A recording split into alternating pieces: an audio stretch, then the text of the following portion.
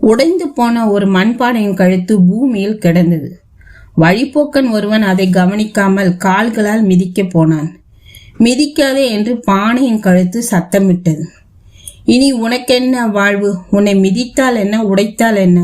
நீ இப்போது பானை அல்ல, உடைந்து போன வெறும் கழுத்து என்றான் வழிப்போக்கன். முன்பு நான் பானை, இப்பொழுது கழுத்து. நாளை மீண்டும் களிமண், பிறகு ஒரு புதிய பானை. ஆனால் நீ என்று கேட்டு பானையின் கழுத்து சிரித்தது. வழிப்போக்கன் அதை தொட்டு கும்பிட்டு விட்டு நடந்தான். இது கவியரசர் கண்ணதாசனின் குட்டி கதை. பானை உடைந்தால் மீண்டும் பானையாக வழி உண்டு.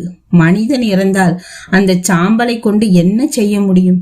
இப்போது ஒவ்வொரு மனிதனும் தனது வாழ்க்கை முறையால் சிறக்க வேண்டும். பானை மட்டுமா பாடம் நடத்துகிறது? இயற்கையின் அனைத்து அங்கங்களும் அன்றாடம் 1000 பாடங்களை நடத்துகின்றன. ஆனால் மனிதன்தான் எந்த பாடத்தையும் முறையாக படிப்பதில்லை.